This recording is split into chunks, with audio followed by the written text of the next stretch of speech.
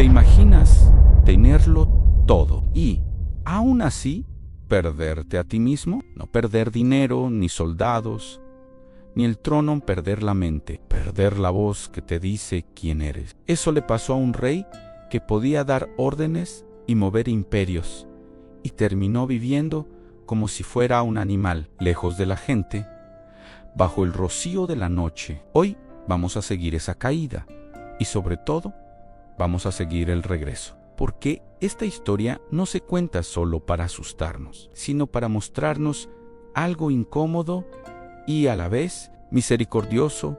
Dios puede frenar a una persona en su orgullo sin borrarla del mapa, y al final vas a entender dos detalles que suelen pasar desapercibidos.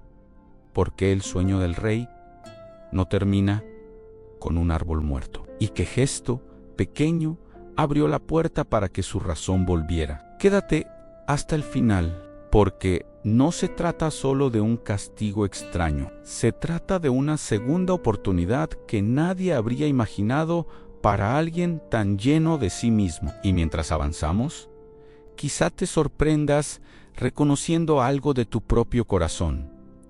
Ese momento en que te dices, lo logré yo, y te cuesta admitir que dependes de algo más grande que tú. La historia aparece en el libro de Daniel, en una época donde Babilonia era sinónimo de poder. No era una ciudad más, era un centro de autoridad, de riqueza, de conquista, y el rey que la gobernaba era Nabucodonosor, un hombre acostumbrado a que el mundo se acomodara a su voluntad. Según el relato bíblico, su ejército había sometido naciones, y entre esos pueblos estuvo Judá. Jerusalén fue golpeada, el templo fue destruido, y muchos fueron llevados al exilio. Para los judíos, no fue solo una derrota política, fue una herida espiritual, un quiebre en su historia. Y, en medio de esa pérdida, aparece un joven llamado Daniel, lejos de su hogar, sirviendo en una corte que no era la suya. Aquí hay un contraste que sostiene toda la historia.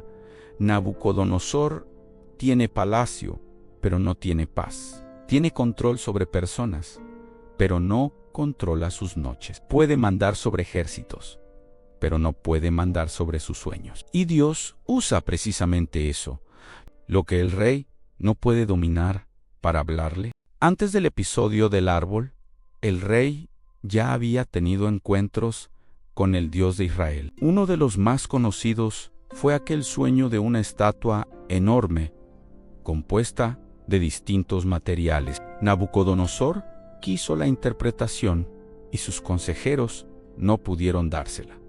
Daniel, en cambio, no presume talento propio. Presenta la respuesta como algo revelado por Dios. Y al rey le queda clara una idea. Su autoridad no nació solamente de su fuerza, pero una cosa es reconocer algo con la boca y otra muy distinta es dejar que eso te cambie el corazón. El rey podía admitir por un momento que el Dios de Daniel era poderoso, y aún así seguir pensando que su grandeza era suya y que la gloria le pertenecía. El orgullo rara vez se va con una sola conversación. El orgullo aprende a coexistir con lo espiritual y, si nadie lo frena, se vuelve más fino, más convincente, más difícil de detectar. También está el episodio del horno de fuego, cuando 3 jóvenes hebreos se negaron a inclinarse ante una imagen levantada por el rey. Nabucodonosor reacciona como alguien que no tolera un no, los amenaza, los castiga, y el relato cuenta que Dios los libra de un final que parecía seguro. El rey queda impactado, reconoce que ese Dios salva, pero aún eso no garantiza humildad permanente. Hay personas que ven un milagro y con el tiempo vuelven a ser las mismas. Y entonces llegamos al punto más extraño. El rey, en la cima, se convierte en el narrador de su propia vergüenza. En el mismo relato, Nabucodonosor termina hablando como quien hace un anuncio público, como quien confiesa. Eso ya es raro. Un hombre así no suele contar lo que lo humilló, y si aún así lo cuenta, es porque la historia no termina donde empieza el dolor. Imagina la escena. El rey está tranquilo, satisfecho, con esa sensación peligrosa de que todo está en orden. No hay amenazas inmediatas, no hay guerras urgentes. Sus días parecen firmes, y justo ahí, cuando uno se relaja y se convence de que ya llegó, aparece el sueño. Nabucodonosor ve un árbol inmenso, no un árbol cualquiera, sino uno que domina el horizonte, como si estuviera en el centro de todo, alto, fuerte, visible desde lejos. Sus ramas se expanden como techo, sus hojas son hermosas y su fruto alimenta. Animales se resguardan bajo su sombra. Aves hacen nido en sus ramas. Es una imagen de estabilidad y abundancia. Es un reino que parece destinado a durar, y entonces, sin aviso, irrumpe un mensajero del cielo. No viene a admirar el árbol, viene a ordenar su caída. La voz es clara: córtenlo, derríbenlo, arránquenle. Lo que lo hace admirable. La escena cambia de golpe. Lo que parecía seguro se vuelve frágil. Lo que parecía eterno se revela temporal. Y aquí, el sueño deja de ser hermoso para volverse inquietante. Pero lo más desconcertante no es que el árbol caiga. Lo más desconcertante es que no lo eliminan por completo. Queda el tocón, quedan las raíces. Y, como si fuera poco, ese tocón queda sujeto, atado, como con metal.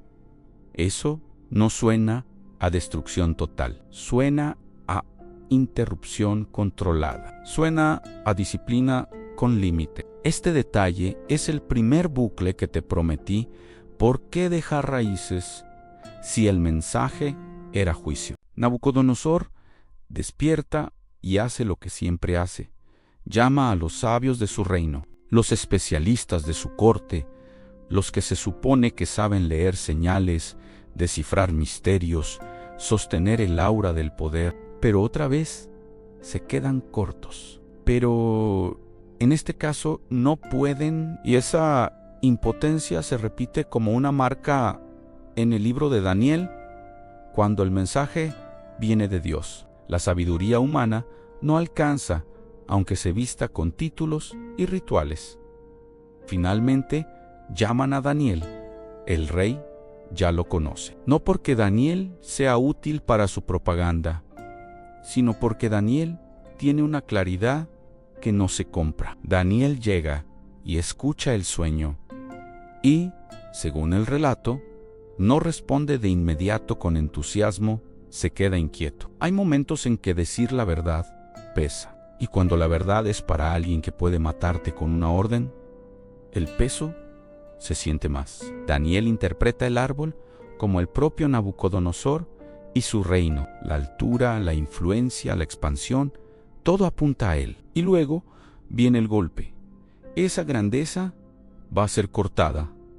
El rey será apartado de la gente. Su vida cambiará de una forma humillante. Dejará de vivir como hombre en sociedad y pasará un tiempo viviendo como si fuera una bestia del campo, expuesto al clima, sin el cuidado del palacio. No es una amenaza vaga, es un mensaje directo. Esto seguirá hasta que el rey aprenda algo que su trono no le enseñó: que el Dios Altísimo gobierna por encima de los reinos humanos y que el poder no es propiedad privada. Se recibe, se administra y también se puede perder. Y aquí Daniel hace algo que revela el corazón de Dios. No se limita a anunciar consecuencias, le da un consejo, le sugiere cambiar de camino, abandonar la injusticia, tratar con bondad al oprimido. En otras palabras, todavía hay una puerta abierta. Todavía hay tiempo para que el rey se humille sin ser quebrado públicamente. A veces pensamos que la advertencia divina llega como un portazo, pero en esta historia llega como un llamado a detenerse antes del choque. Esto toca algo muy humano. Hay advertencias que nos incomodan porque nos quitan la ilusión de control. Nadie quiere que le digan, pasa hacia un derrumbe, pero muchas veces lo más misericordioso es que te lo digan. Luego pasa el tiempo. El relato sugiere que no fue al día siguiente, ni una semana después. Fue más adelante y eso lo vuelve más real, porque el peligro no siempre se ejecuta rápido. A veces la vida te da meses para olvidar lo que te sacudió. El orgullo se aprovecha de esa demora. Te susurra, lo ves, no pasó nada. Solo estabas exagerando. Todo sigue igual. Un día, Nabucodonosor está caminando en lo alto de su palacio. No está en un campo de batalla, no está negociando con enemigos. Está contemplando la ciudad. Es un momento de calma, de altura, de vista amplia, y ese lugar alto se vuelve un espejo perfecto de lo que siente por dentro: superioridad, dominio, orgullo, satisfecho. Desde ahí mira Babilonia y se atribuye la obra como si todo naciera de su mano, como si su inteligencia fuera la raíz de cada muro, como si su fuerza fuera el cimiento de cada calle. No hay gratitud, no hay reconocimiento, solo hay autocelebración. Y en el relato bíblico, ese momento es la chispa final, porque el juicio no llega cuando él está débil, llega cuando él está más convencido de su grandeza. Y eso también es importante. A veces el más grande peligro no es el fracaso, sino el éxito sin reverencia. El éxito que te hace creer que no necesitas a nadie. El éxito que te hace mirar a otros desde arriba. Entonces, sucede algo que corta el aire. Una voz del cielo interrumpe su discurso. No le pide permiso, no negocia, declara. Y lo que declara es devastador. Se le quita la autoridad. Es como si el trono, en un segundo, dejara de reconocerlo. Este es el momento pico de la historia, el instante donde el rey más poderoso se queda sin suelo bajo los pies, el instante donde su palabra ya no manda, donde su mente, la misma que trazaba estrategias, se desordena. El relato lo presenta como un cambio inmediato. Lo que se dijo se cumple y Nabucodonosor pasa de ser centro de honor a ser alguien apartado, expulsado de la vida humana organizada. El hombre que vestía telas finas termina cubierto por la intemperie. El que comía banquetes termina alimentándose de pasto como ganado. El que dormía bajo techo termina empapado por el rocío. Su cabello crece sin cuidado, sus uñas se alargan. La imagen no es solo triste, es humillante. Es como si Dios le quitara todo lo que alimentaba su orgullo, hasta dejarlo con lo básico: respirar, sobrevivir, existir. Si esta historia te está sosteniendo la atención, te pido algo breve. Deja tu like y suscríbete para seguir explorando relatos así. Cuéntame en los comentarios esto. ¿En qué área de tu vida te cuesta más reconocer que dependes de Dios y no solo de tu esfuerzo? Ahora viene una parte que muchos pasan rápido, pero es clave. El texto dice que ese estado duró 7 tiempos. Una forma de hablar de un periodo completo, largo, suficiente para quebrar la soberbia. No es un mal día, no es un episodio corto, es una temporada donde el rey vive la vergüenza en cámara lenta, sin aplausos, sin control, sin imagen pública que lo defienda. No sabemos todos los detalles prácticos de cómo se administró el reino durante ese tiempo. El relato se enfoca más en la lección que en la logística. Se entiende, al menos, que su dominio no se evaporó para siempre, porque más adelante se habla de restauración. Eso ya nos da una pista. Aunque Dios lo disciplina, no lo elimina. El tocón atado estaba diciendo la verdad desde el principio. Y mientras él vive como bestia, hay una ironía. Nabucodonosor había querido ser adorado como si fuera más que humano y termina viviendo como si fuera menos que humano. El orgullo siempre promete altura, pero cuando se rompe, la caída se siente más baja de lo que imaginabas. Aquí entra una reflexión corta, sin sermones. Solo honestidad, tal vez.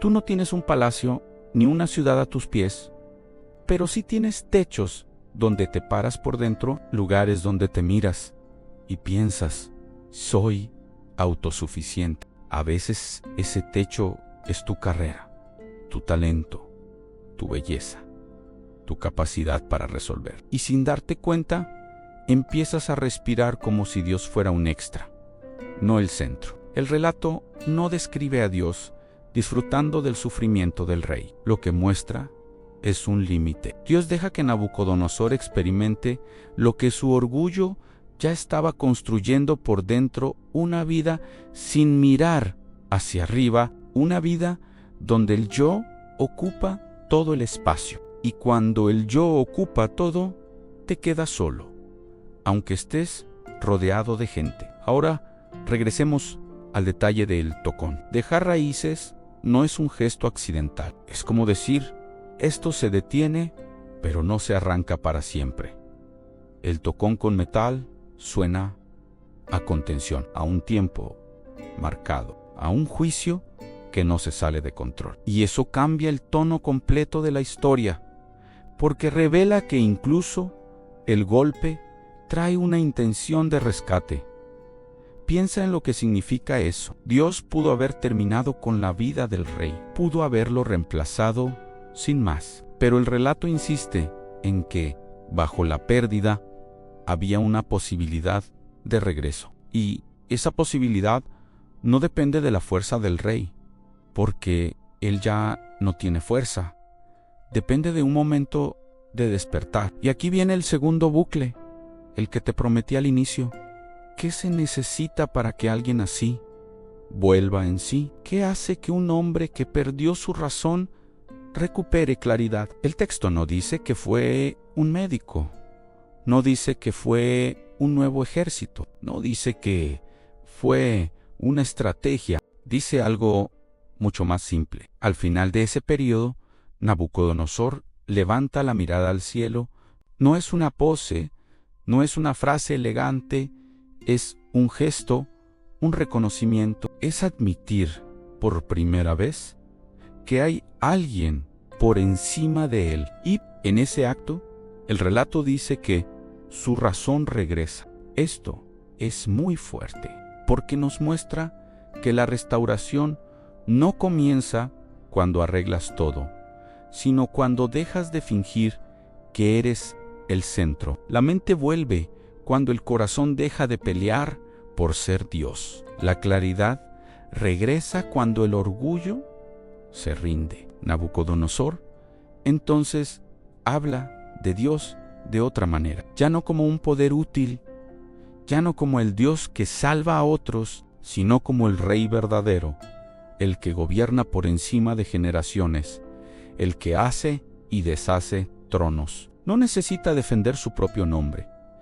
Él no está compitiendo, simplemente es. Y lo notable es que, según el relato, su posición le es devuelta. Vuelve a ser honrado, vuelve a ejercer autoridad, pero ahora con una visión distinta. El mismo hombre que un día se atribuyó toda la gloria termina confesando que la soberanía final no le pertenece a ningún ser humano. Cierra aquí el sentido del tocón.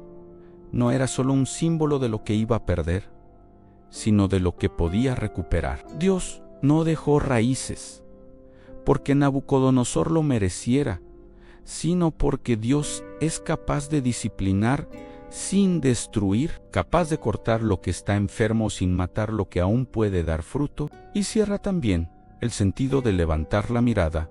No fue magia. Eso fue humildad. Fue volver a ubicarse. Fue decir, sin decirlo, no soy el dueño de mi vida. No soy el origen de todo. He vivido como si fuera invencible, y no lo soy. Otra reflexión breve directa. A veces pedimos a Dios que nos use, que nos bendiga, que nos abra puertas, pero nos cuesta pedirle que nos mantenga humildes. Y, sin embargo, la humildad es lo que nos protege de convertirnos en prisioneros de nosotros mismos. Nadie se rompe solo por falta de éxito. Muchos se rompen por éxito sin rendición. También vale notar el papel de Daniel. Él no fue un adulador, no maquilló el mensaje para caer bien. Dijo la verdad con respeto y firmeza. Y además, mostró compasión al aconsejarle cambiar. Hay personas que solo saben condenar, y hay personas que solo saben callar. Daniel hace algo raro, advierte y, al mismo tiempo, ofrece una salida. Y quizá tú necesitas hacerte una pregunta incómoda. ¿A quién escuchas cuando estás arriba? Cuando todo te sale bien, cuando te aplauden, cuando te da vergüenza admitir debilidad.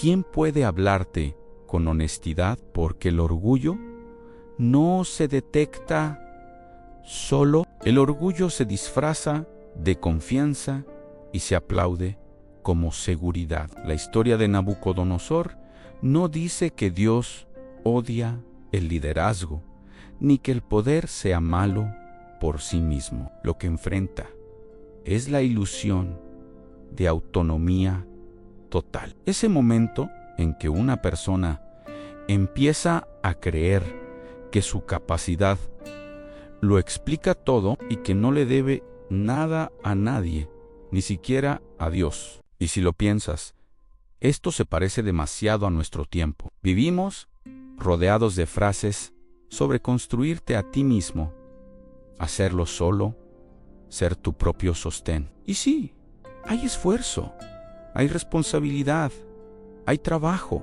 real, pero hay una línea invisible donde el esfuerzo deja de ser gratitud y se vuelve arrogancia, donde el trabajo deja de ser servicio y se vuelve pedestal. Nabucodonosor aprendió de la manera difícil, pero aprendió, y eso también es esperanza para nosotros, porque muchos cargamos con áreas donde el orgullo ya hizo daño, relaciones rotas por no pedir perdón, familias tensas por querer tener siempre la razón, amistades frías por competir, fe seca por creer que ya lo sabemos todo. La buena noticia, escondida en una historia extraña, es que Dios puede cortar lo que te está inflando para salvar lo que te está sosteniendo. Puede derribar el árbol de la arrogancia sin arrancar tus raíces. Puede detenerte